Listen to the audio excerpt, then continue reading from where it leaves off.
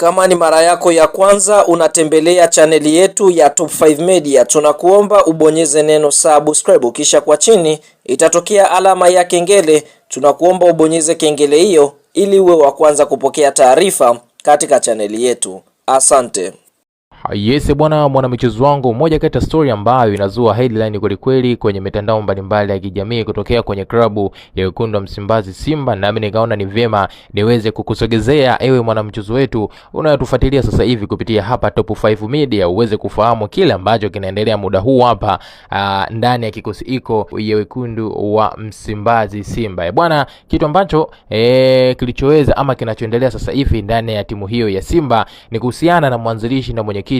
wa makampuni ya Jeruti Investment bwana Joel Legaswila, ambapo siku hii ya leo ameweza kukabidhi magari mapya 4 kwa nyota wengine wa kimataifa wa Simba Sports Club ofisini kwake jijini Dar es Salaam. Na hii inakuja mara baada ya wiki iliyoweza kupita kuweza kukabidhi nyota wengine wa kimataifa gari aina ya Crown, na wiki iliyopita tuliweza kushuhudia mchezaji Enos Lwemba akiweza kukabidhiwa gari hilo. Sasa safari hii imekuwa ni kwa nyota wengine 4 ambao hao na wao wamekuja kukabidhiwa magari yao,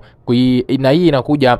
mara baada ya mchezaji wa kwanza Enos Lwemba kuweza kukabidhiwa gari lake. Safari hii wamekabidhiwa wachezaji wengine 4 wa kimataifa magari na kampuni hiyo ya Jeruti Investment, ikiwa ni sehemu ya ahadi ya kuhakikisha wachezaji hao wanapata mazingira mazuri wanapokuwa kazini. Kwa hiyo majina ya wachezaji ambao wameweza kukabidhiwa magari hayo ni mchezaji Anisen Choula, Libase Gue, Ismail To pamoja na Jibrila Kasari, ambao wote kwa pamoja wameweza kukabidhiwa magari yao siku hii ya leo pale kwenye ofisi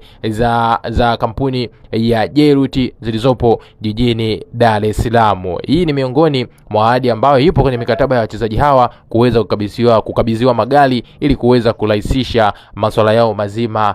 ya kazi. Una maoni gani mwanamchezo wangu kuhusiana na hichi ambacho nimekusogezea sasa hivi juu ya Jeruti Investment kuweza kuwakabidhi wachezaji hao wa Simba Sports Club magari, ikiwa kama sehemu ya kuongeza hamasa, lakini pia ikiwa kama ni sehemu ya bonazi mbalimbali ambazo kampuni hiyo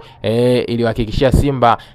itafanya hivyo endapo klabu hiyo ya Simba itafanya vizuri. Njoo tuandikie kupitia sehemu ya comment hapo, bila kusahau kulike, kushare, na jambo la muhimu kuliko yote cha kufanya sasa hivi hakikisha unakwenda kusubscribe channel yetu kwa kubonyeza maneno mekundu yaliyo chini ya video hii yaliyoandikwa subscribe.